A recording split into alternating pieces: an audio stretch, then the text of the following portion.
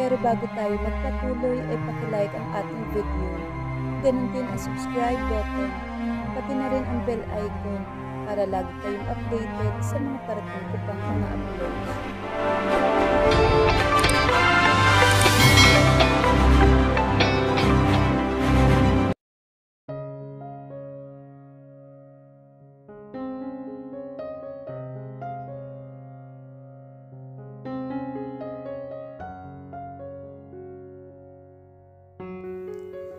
Habang nakaupo ako sa loob ng aking opisina, tumawag ang nasa lobby at sinabing paparating si Atasha papunta sa opisina. Mabilis akong tumayo at inayos ang suot ko.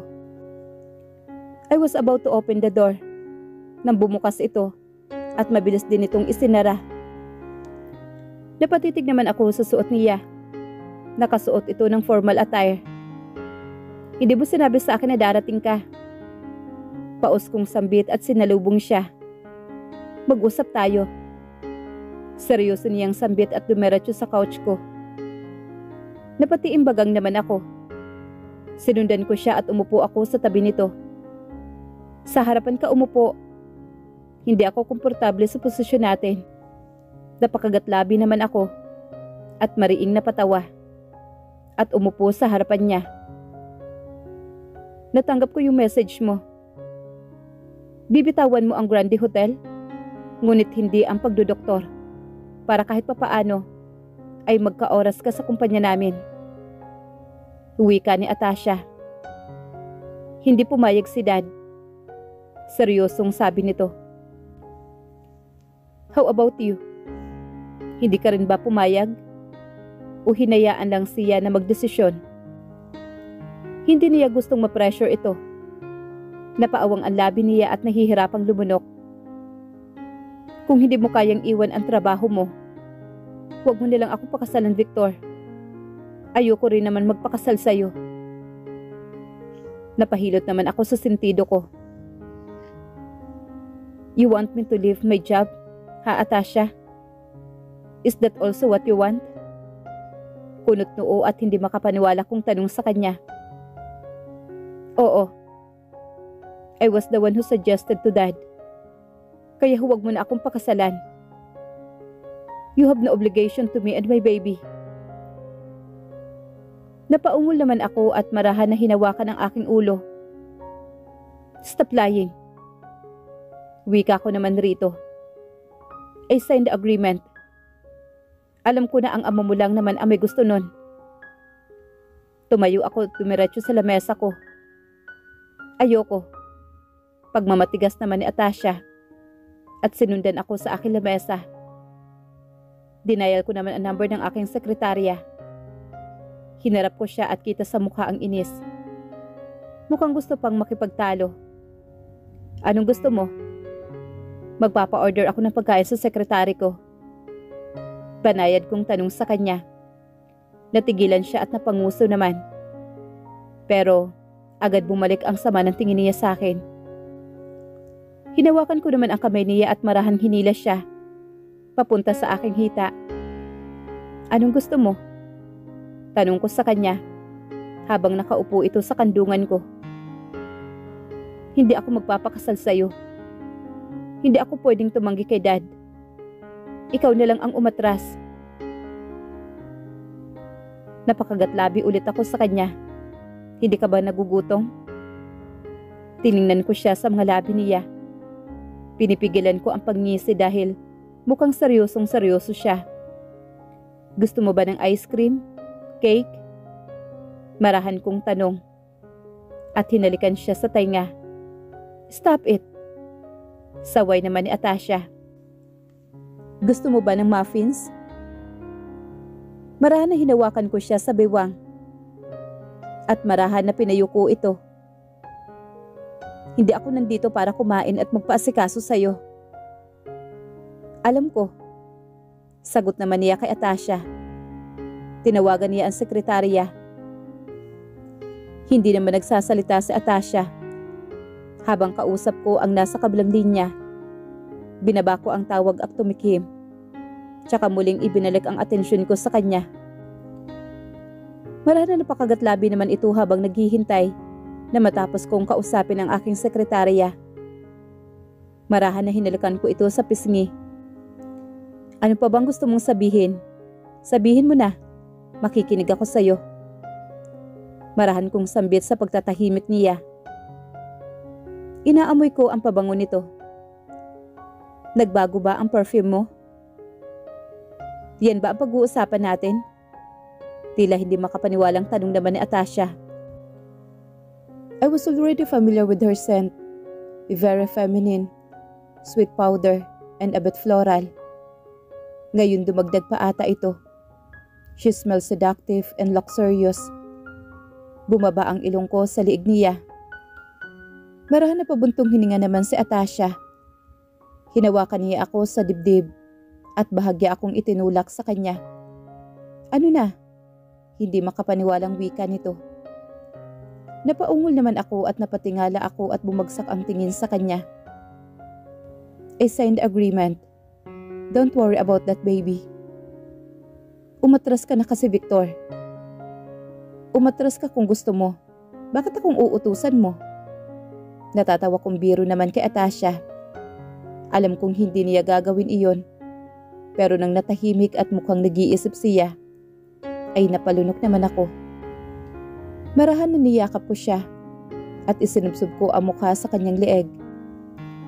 Gutom ka lang. Stop thinking. Pipirmahan ko na para mapabilis ang kasal natin. Hindi ganito yun, Victor. Bulong niya at napahawak sa braso ko. Nakita kong tila nahihirapan siya. Ito lang ang magagawa ko, Victor. Walang magagawa si Dad kapag ikaw na mismo ang umayaw. Hindi mo pwedeng iwan to. Ang pagiging isang doktor mo. Yumuko ako para makita ang mga mata niya. Nung mapansin ko ang panginginig sa boses ni Atasha. Why are you crying? Natatawang tanong ko sa kanya. Habang pinapawi ang mga luha nito. I'm not crying. Masama lang ang loob ko. Uwi ka nito. Pinigilan ko naman ang mapahalakhak. Pero nang ma-realize ko ang tungkol sa naging desisyon ko tungkol sa prenuptial agreement, ang saya ay biglang nawala. Dahil totoo ito. Handa akong iwanan ang lahat, maging ang trabaho ko, para maging tagasunod ng ama ni Atasha. It's alright, Atasha. Hindi mo kailangang mag-isip. Marahan kong hinaplos ang likod niya para pagaanin ang kanyang loob. Marahan na hinalikan ko siya sa noo at mahigpit ko siyang niyakap. Tila isang inutil ang pakiramdam ko sa sarili ko nang hindi ko mapigilan si Victor na permahan ang tungkol sa prenuptial agreement. Kung gaano kabilis niyang pinirmahan na tila walang pag-alinlangan yon. Pero habang tinititigan ko siya, matapos ang pagpirma, ay nakitaan ko na kabigatan ang kanyang mukha at paghabol ng titig sa papel. Finally, madali ka palang kausap. Uwi ka naman ang kanyang ama. Let's toast para sa pagsasama ng dalawang pamilya.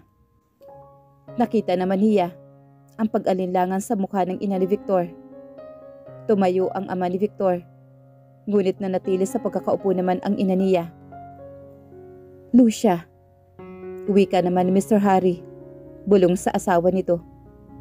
Dahan-dahan tumayo ito. Ang pagitan lamang ng lamesa ang nagbubuklod sa aming mga pamilya ni Victor. Kaharap ko siya na tahimik lang at kaswal ang pakikitungo sa pamilya ko. Tingnan mo nga naman ang panahon, hindi ba? Ngayon, ang mga anak pala natin ang magkakatuluyan. Uwi ka naman ni Mr. Harry Del Mundo. Despite of the past, hindi ba? Makahulugan na dagdag nito. Isang ngisi lang ang naging tugon doon ng dad niya at ininom na nito ang champagne. Muling pinagpatuloy nila ang usapan tungkol sa kasal. Engagement party? Agad-agad? Hindi ko mapigilang tanong. You want it to happen after 3 days, then diretso kasal after a week. Napatitig naman sa kanya si Victor. Nang tinanong ko ang aking ama tungkol sa plano nito sa kasal namin, maski si mami ay sang-ayong doon. Kaya dapat maagang mag-resign si Victor sa kanyang trabaho. Sa pagkatapos ng engagement ninyo, ay maumpisahan ko na siyang turuan sa negosyo. Hindi ako makapaniwalang napatitig kay Daddy. He does know the business, Leah. Baka nakakalimutan mo. Lumubog man ang aming mga negosyo at nawala ito. Pero nasa dugo ng Del Mundo ang pagiging businessman. Wika naman ng ama ni Victor. Ngayon nagsisimula na naman sila magtalo, ay mas nagiging irritable lamang ako. Ganito na lang ba lagi tuwing magsasalo ang aming mga pamilya? Bumagsak na kayo at muntikang mawala, pero kami hindi pa. Aroganting sabi naman ng kanyang ama. Huwag ka na magkapagtalo pa, Harry. Hindi ka mananalo dyan kay Leah. Pasaring naman ni Mrs. Del Mundo para awatin ang asawa nito. Excuse me pero, sinubukan ni Victor na pumagitna na sa pamilya namin. Gusto kong si Atasha ang magdesisyon tungkol dito. She will be my wife. And this is going to be our wedding. Her wedding. Pwede bang gawin natin tong espesyal para sa kanya? Wika ni Victor, habang nakatingin siya sa kanilang mga ama. Mariin naman ako nakatitig kay Victor. Nag-aalala ako sa pagre-resign niya sa hospital. Habang nag-uusap ang mga magulang nila kanina, nanatiling tahimik lang ito. Parang pinipiga ang dibdib ko sa tuwa at mas lalo lang nahuhulog sa kanya. Natahimik sila at napabaling siya sa akin. Sarkastiko naman nagsalita ang ina ni Victor. Hindi nga bumuboses siya mapapangasawa mo, Victor. Ni wala ngang ginagawa at nagpapatianod na lang sa mga nangyayari. Sa palagay mo ba, gusto niya ng special wedding? Ni wala nga siyang pakialam. Para bang napipilitan lang. Hindi ako nakaimik sa sinabi naman ng mama ni Victor. May gusto po akong sabihin. Pero paano ko po sasabihin ang gusto ko kung lahat naman po tayo ay nagsasalita? Napakagatlabi naman si Victor. Napahilig siya sa upuan at mas lumalim ang titig niya sa akin. Pero tama naman ang mama niya. Paano ako boboses kung alam kong may malaki akong pagkakasala kay Papa? Kaya wala rin talaga ako magawa kundi ang sundin siya. From the arrangement of the engagement party until the wedding. Maid of honor. Wika ko naman sa sarili. Napaangat naman ang tingin si Victor sa akin. Do you have something in your mind? Perhaps one of your friends. Tumayo siya at tumabi siya sa akin. Napanguso ako at hindi alam kung sino ang pwedeng ilagay dito. Iniisip ko si Carlota pero when we were in high school, I already had someone in my mind. Si Audrey. Mapait ako na pangiti sa kanya. Hindi ako sigurado kung a-attend ba siya sa wedding. Si Audrey? Napatawa naman si Victor. Siya na ang maid of honor ni Diana, hindi ba? Tumango ako at nginitian siya. Tila siyang paborito ng lahat, hindi ba? Biro niya at humupa ang halakhak. Hanggang sa nagseryoso at napatikom ang mga labi nito. I'm so sorry, Atasha. Kinuha niya ang papel na hawak ko at pinaharap ako sa kanya. Hinawakan niya ang aking kamay at hinalikan niya ako sa noo ko. I'm sorry. Sana may mga lihim na hindi nalalabas. Mga lihim na mananatiling lihim. I want this relationship to work. Kakalimutan ko anong nangyari noon at ibabaon na lamang hanggang sa wala nang makaalam pa. Susubukan kong ayusin ang relasyon namin ni Victor. Gusto kong maging tapat kami sa isa't isa sa kung anuman ang nararamdaman namin. I will be honest with him. Except for one thing. Hindi ko kayang sabihin yun sa kanya. Ayokong masira pa ang binubuo naming relasyon. Bumabawi siya at babawi rin ako. Gagawin namin ang lahat para maging maayos ang buhay mag-asawa namin. Hindi makakalabas ang nangyari noon. Bakit hindi mo siya tanungin? Tanong naman sa kanya ni Victor. Umiling ako at humarap na lamang sa lamesa para ituloy ang pagpili ng design na gusto ko sa simbahan. Si Carlota na lang. Sinulyapan ko siya. Alam ko si Audrey, hindi yun papayag dahil sa nangyari. Baka nga hindi siya umattend ng kasal. You know she doesn't like me. Nagkabalikan na sila ng ex niya. Hindi na niya babalikan yon kung hindi niya pamahal. Nagibit-balikat na lamang ako. Hindi ko alam pero tingin ko ay isang malaking dahilan nun ay dahil ako yung nasa sitwasyon. Kung ibang babae, baka hindi siya magdamdam ng ganito. But since dahil ako yon, matalik niya akong kaibigan at tila kapatid niya. Kaya nasaktan siya at nagalit na akala niya pinagtaksilan ko siya. Mabilis na lumipas ang mga araw at dumating na nga ang araw ng aming kasal. Sa kabila ng pagmamadali ng lahat, ay nangyari ang araw ng kasal namin. It was beautiful. Hindi halatang minamadali ito. Pero hindi ko masyado itong ma-appreciate dahil alam kong karamihan dito ay hindi galing sa desisyon namin dalawa ni Victor. Pero wala na rin naman ako doon pakialam. Basta nandito ang mga taong inaasahan namin at kaming dalawa ay sapat na. Mabilis na tumibok ang puso ko nang marinig ko ang musika na pumapainlang lang sa loob ng simbahan. Mahal mo talaga ang lalaking yon, bulong sa akin ni Dad at napakaseryoso na mukha nito. Tumahimik ka na, Liam. Ibigay mo na tong araw na to sa anak mo. Pagtatanggol naman ng kanyang ina sa kanya. Sa pagbukas ng malaking pintuan, ay malayo man, kitang-kita ko na nakatayong si Victor.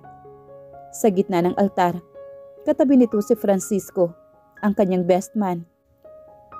Matamis itong napangiti sa kanya. Hindi na nito iniwan ang kanyang mga mata. Napalunok naman ako. At lahat ng memorya na nangyari sa amin noon ay bumabalik. Hindi ko mapigilang mapaluha. Hindi rin ako makapaniwala na nangyari na nga ang gusto ko noon, ang maging asawa siya.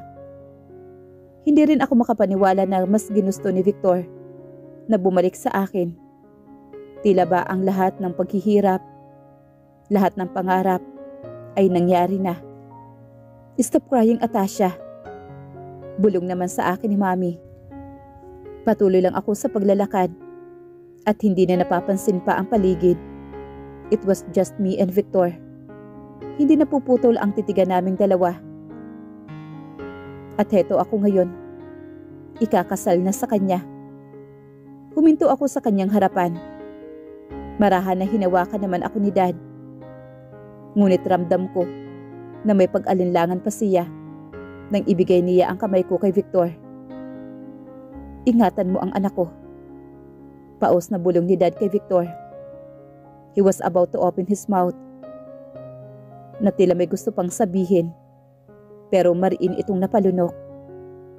Marahan na lamang ako hinalikan ni Dad sa aking noo, bago niya hinayaan na ibigay ang kamay ko kay Victor. Kung naging strikto man ako sa iyo, pero dahil mahal na mahal kita. Bulong sa akin ni Dad, mahal ko ang pamilya natin, Atasha. Wika nito, na tila ba nais nito na alisin ang agam-agam ko sa aking dibdib. Napapikit naman ako at napatango sa kanya. Na magsimula na ang seremonya ng kasal, halos wala na akong maintindihan sa sobrang kaba na nararamdaman ko. Good afternoon, everyone. Bati naman ni Victor sa lahat ng bisita namin sa loob ng simbahan. Bumalik ang tingin ni Victor sa akin at muling nagsalita ito. Atasha Florando, ang pangalan na nagmarka sa aking isipan. Pero hindi ko alam na mag-iiwan ito at magmamarka rin sa puso ko. Nagtawa na naman ang mga bisita. Hindi ko alam kung totoo ba yung sinasabi niya. Alam mo bang humanga ako sa iyo? Sa pagiging determinado mo sa buhay at sa kung ano ang gusto mo. Naalala ko noon, tuwing nagkukwento ka sa mga bagay na gusto ko, kumikislap ang mga mata mo. May kakaibang ngiti sa mga labi mo. At ang boses mo ay tila bamahi ka na kailangan kong maintindihan. at ma-hypnotize sa'yo. Napanguso ako at natatawang umiling sa kanya. Hindi ko alam kung lahat ba yun ay totoo. Humalakhak sa tabi naman niya si Francisco at mayabang na ngumisi ito. At sa tuwing sinasabi mo kung ano yung nararamdaman mo para sa akin, hindi ko mapigilan na titigan ka lang.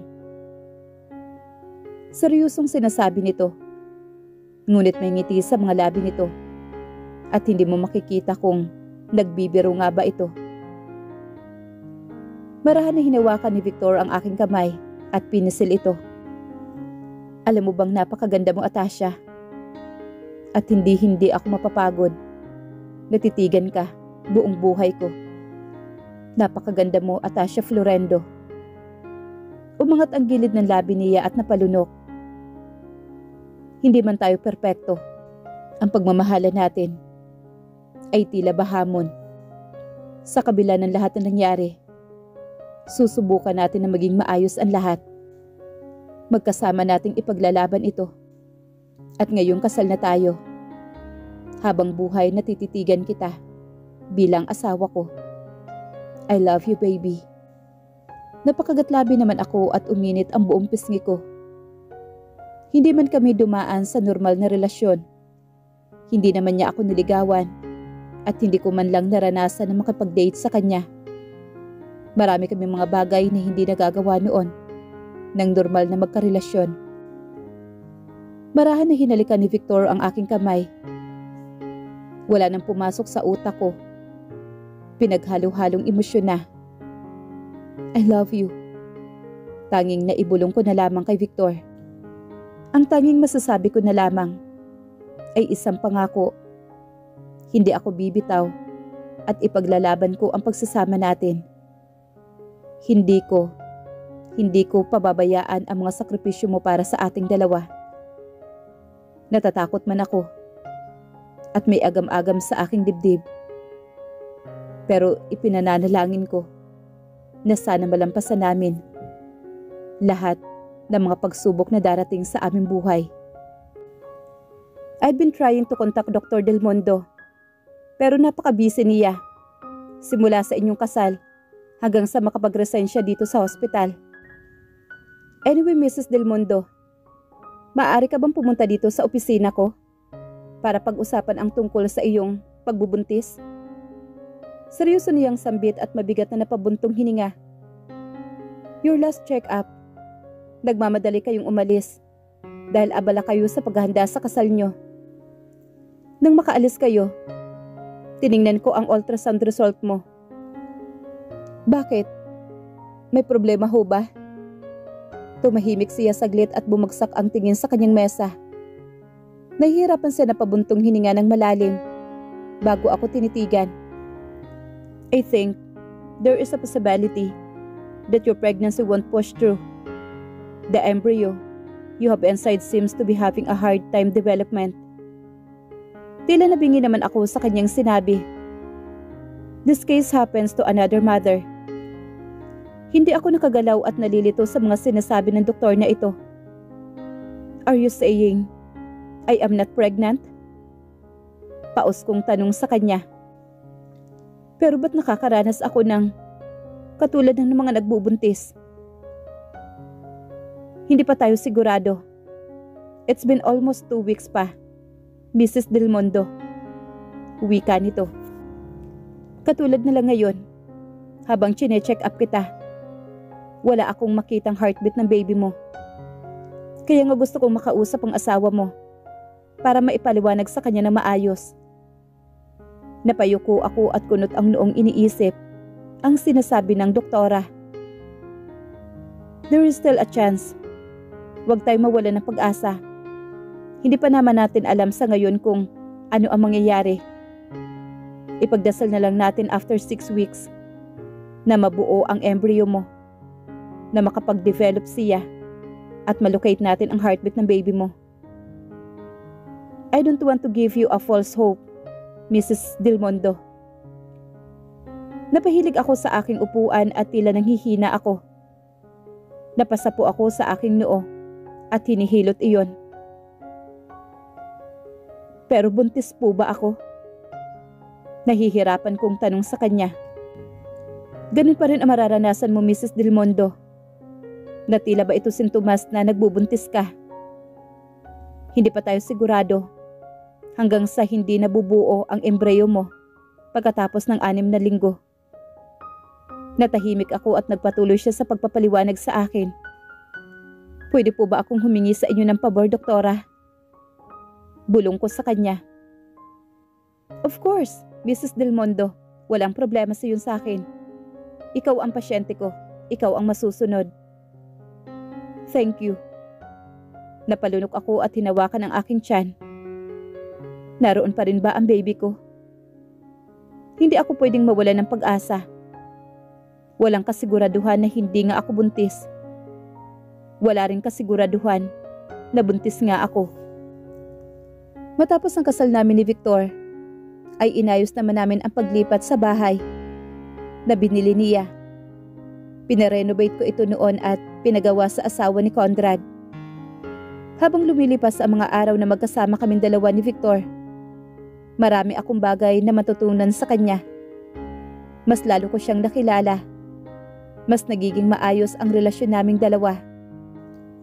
Victor, tawag ko sa kanya nang pumasok ako sa kanyang opisina. Kunting awang lang para sana kunin ang atensyon niya. Para sana magkausap kami at masabi ko anong nangyari sa ospital at balita tungkol sa aking pagbubuntis. Natigilan ako at nilakahan ng kaunting awang ang pintuan. Nang maabutan ko siyang nakaupo sa swivel chair at nakahilig ang ulo sa backrest habang mahimbing itong natutulog.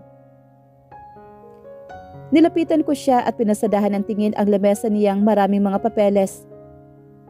Magulo at bukas na laptop. Naramdaman ko naman ang pagtunog ng kanyang telepono. Atasha. Paos na wika nito. Napatingin ako sa kanya at tipid na ngumiti. Sorry, pumasok na ako kasi aayain sana kita mag-dinner at sana mag-usap pero sa susunod na lang siguro. Hinawakan niya ako at hinila hanggang sa makaupo ako sa kandungan niya. Marahan niyang hinaplos ang aking tiyan. How's my baby? Paos na bulong nito. Nagugutom ka na ba? Natatawang wika nito at mariin akong tinitigan. Ngumisi siya sa akin at tanging nagawa ko na lang ay tipid siyang ngitian. Tila hindi ko gustong sabihin sa kanya kung ano nangyayari. Habang nakikita ko siya na sobrang saya at payapa. Kailangan ko na siguro talagang matutong magluto, no? Ako na yun, Atasha. Hindi mo na kailangan gawin yon. Pero pwede naman kitang turuan. Nakangiting wika nito.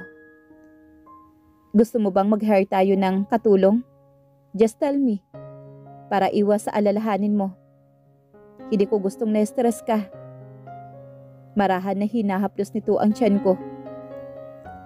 Ito ba ang pinagkakaabalahan mo sa kumpanya? Kumusta naman? Marahan kong hinaplos ang kanyang pisngi. Banayad siyang nakapikit at dinadama ang haplos ko. Okay, marami naman ako natututunan. Para rin siyang operasyon. There's a risk. But in the operation, kapag pumalpa ka, ay hindi mo maibabalik pa ang buhay. But in business, failed businesses still have the chance to bring back. Saka napakibit-balikat na wika nito. Masaya ka ba, Victor? Gusto kong itanong iyon sa kanya. Dahil ipinagpalit niya ang kanyang trabaho para lang mapakasalan ako. Hindi man pursahan, pero ganun pa rin naman ang tingin ko dito. Nagugustuhan ko na din. Wika nito. Napanguso ako nang tumama ang dulo ng hibla ng kanyang buhok sa aking leeg. Kakain na ba tayo ng dinner? Alok ko sa kanya. Umangat siya ng tingin sa akin. Gutom ka na ba? Malambing niyang tanong. Huminga siya na malalim at pinasadahan ng tingin ang lamesa na tila may pag-alinlangan. May trabaho pa ako. Pero, kakain na ba tayo? Hindi ko isusumbat sa kanya ang pagiging abala niya sa trabaho dahil hindi naman siya mawawala ng oras sa akin.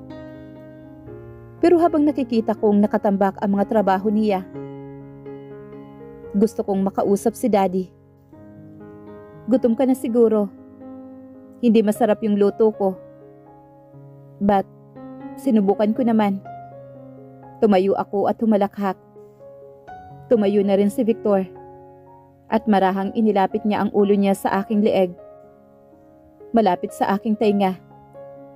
Kung hindi masarap yung luto mo, pwede ba yung nagluto ang tikman ko?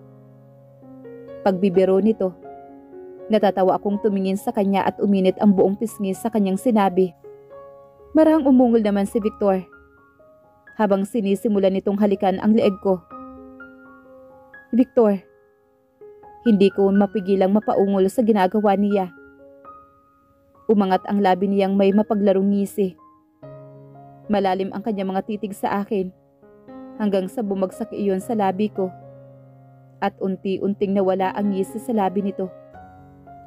Marin siyang hinalikan ni Victor. Sobrang raha na halos matunaw ako sa pagkakahilig sa lamesa. Sa sobrang rahan ay tila ba nabibitin ako sa mga halik niya. Napakapit ako sa kanyang damit at mas napapadiin ang pagkakahilig sa lamesa. Pakiramdam ko ay mapapahiga na ako. Marin ako napaungol sa ginagawa niya. Napatingala ako at napapikit. Ang palad niyang nasa baywang ko ay umangat sa aking dibdib. Nagulat na lang ako nang inangat niya ang suot kong t-shirt at biglang naalala ko kung ano nga ba ang kondisyon ko. Natigilan naman si Victor nang bahagya ko siyang itinulak. Why? Paus niyang bulong nung itulak ko ang dibdib niya palayo sa akin. Was it not safe? Hindi ko pa natatanong ang doktor tungkol dito. Umiwas ako ng tingin sa kanya. Sa susunod na check-up mo, kakausapin ko ang doktor mo at marami akong tanong sa kanya. Pumunta ka raw doon at hindi mo sinabi sa akin. Tanong naman sa kanya ni Victor. Tumayo siya na maayos at inayos rin nito ang suot nito. Sinabi sa'yo ng doktor ko? May paghihinala kong tanong sa kanya. Sinabi ko sa doktora, ako ang kakausapin niya at hindi si Victor. Tanging ako lang. Matiim naman na paningin sa akin si Victor. Si Francisco. Nakita ka niya mag-isa na naglalakad sa hallway. Hinawakan niya ang aking kamay. Habang inaalalayan ako na bumaba kami. Kumain na tayo. Kumalma naman ako sa naging sagot niya. Sabay kaming bumaba ng hagdanan at pumasok na sa kusina. Bumalik na ng hospital si Francisco. Hindi ba at naipasarado ang kanyang klinik? Taka kong tanong matapos marinig ang balita noon tungkol dito. Bumalik na siya. Para siya ang mag-asikaso ng Interior Hospital. Mangha akong napaawang ng labi at marahan at tumango at tinitigan si Victor. Naabala sa paglalagay ng pagkain sa lamesa. Mabuti kung ganon. Mapapadali ang pagbalik mo kung sakaling babalik ka sa trabaho mo bilang doktor. Hindi lang dahil kaibigan niya si Francisco, pero dahil magaling talaga si Victor. Natigilan naman si Victor at umangat ang tingin niya sa akin. At bakit naman ako babalik? Nakataas ang kilay na tanong nito. Sa huli ay ngumisi siya at nilapitan ako. What if I decide to take over the businesses? Gusto mo ba? Umatras ang dila ko sa kanyang tanong. Kung hindi rin lang naman huwag na. Pero hindi mo rin naman gusto yun, hindi ba? Mariin na pabuntong hininga naman si Victor. Hinawakan niya ang upuan ko at pinaharap ako sa kanya. May ibinigay akong kwenta sa'yo bago ka umalis ng Pilipinas noon. dahil mahalaga sa iyo ang iyong pangarap. Ganun din kahalaga sa akin ang pangarap mo. At ayokong mapunta ka sa isang sitwasyon na napipilitan ka lang. I'm okay, Atasha. At gusto kong maging masaya ka habang magkasama tayong dalawa. Iniiyakan mo ang pangarap mo noon at hindi ko kayang ipagkait yun sa'yo. Ang mga lalaking importante sa buhay ko at mahal ko ay minamahal at pinoprotektahan ako sa iba't ibang paraan. Si Atlas, na sa tingin ko ay tila walang pakialam sa akin. Pero sikreto niya akong pinoprotektahan. Habang si Dad naman, kung sa tingin ko ay napaka-ruthless nito. Pero hindi siya papayag na saktan ako ng ibang tao. At si Victor, na ang pagmamahal ay tila hindi mo kayang ipaliwanag, ay handa niyang isakripisyo ang lahat ng bagay para lang sa akin at sa pagmamahal niya bilang asawa. Alam ko, Atasha, na dapat isa sa atin ang magsakripisyo at mag-adjust. At sa pagkakataong ito, ako ang gagawa nun para sa'yo. Naging doktor na ako. May experience na ako. At lahat ng naranasan ko ay nandito na. Itinuro nito ang dibdib nito. Pero ikaw, nagsisimula ka pa lang. Hindi mo pa naaabot yun. Kaya hindi maaaring tumigil ka. Napapikit naman ako sa ginawa nito. I love you, okay? Mariing wika ni Victor. At hinalikan ako sa mga labi. This is how relationship work, baby. Magsasakripisyo ka para sa taong mahal mo. At okay lang yun. Hinalikan niya ako sa noo. I love you too, Victor. Napangiti naman ito sa sinabi ko. Ngayon okay na ang pakiramdam ko. Pagbibiro niya kaya mahina kong hinampas ang balikat niya. At nagpakawala na naman siya ng tawa.